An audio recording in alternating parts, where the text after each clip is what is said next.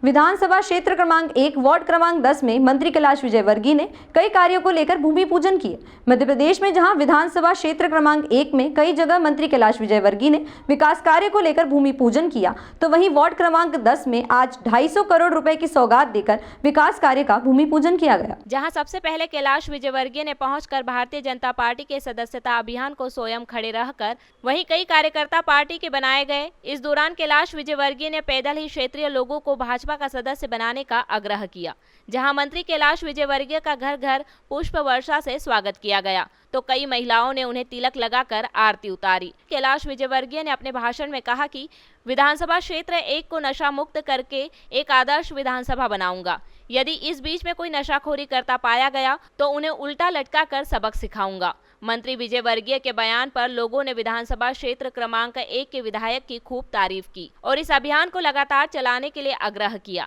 कार्यक्रम में मुख्य रूप से पूर्व पार्षद टीनू जैन, लक्ष्मीबाई मंडल के अध्यक्ष नितिन कश्यप, भाजपा नेता एडवोकेट अशोक यादव, पूर्व पार्षद राजेंद्र रघुवंशी, भाजपा नेता हैप्पी वर्मा, पार्षद पुत्र ऋषभ गौर एवं क्षेत्र के कई रहवासी उपस्थित हुए। आज माननीय विधायक मंत्री जी द्वारा 2-2.5 करोड़ से अधिक विकास कार्यों का भूमि पूजन दिया गया है और आगे भी हमारी यही प्लानिंग है। बाणगंगा में हम अधिक से अधिक ज़्यादा से ज़्यादा विकास करेंगे। हम आने वाले नगरीय निकाय चुनाव में आपको इसका रिजल्ट मिलेगा। पूर्व में भी आपके पिताजी ने यहाँ पे कई विकास कार्य किए हैं, जो रुके हुए कार्य थे आपके द्वारा संपन्न कराए जा रहे हैं। बिल्कुल, उनको आदरणीय मंत्री जी ने अपना आश्वासन दिया है, जितने भी निश्चित कार्यक्रम में जितना पैसा लगेगा हम देंगे और आपके कार्य को आगे बढ़ेंगे। ये क्षेत्र तो उसे वार्ड कांग्रेसियों का कहलाता है, लेकिन क्या इसमें आपको दिक्कत नहीं आ रही इस कार्य में? कोई दिक्कत नहीं आ रही है। अब हमें ऐसा नेतृत्व मिला है कि अब हमें किसी भी काम की दिक्कत नहीं है। देखिए, सदस्यता अभियान भी चल रहा है, समस्या निराकरण भी चल रहा है, विकास के कार्य के भूमि पूजन भी चल रहे हैं। अभी इसी वार्ड में आज हमने 2.5 करोड़ के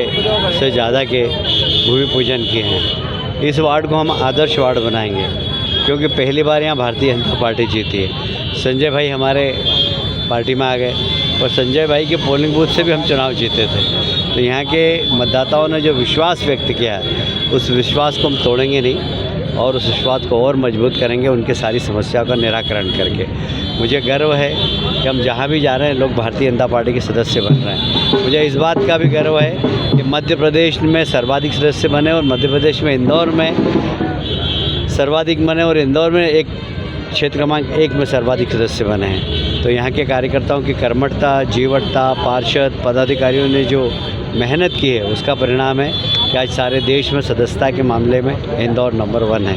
देखा जा रहा है कि काफ़ी संवेदनशीलता के साथ में कल भी आपने जो नशाखोरों के लिए कहा और खासतौर से पेरेंट्स से कहा है कि आप इनका ध्यान रखिए और आज एक बार फिर कहीं कि आपका जो संवेदनशील हृदय है उससे आवाज़ निकलेगी, गला दबा दो उनका जो बच्चों के साथ।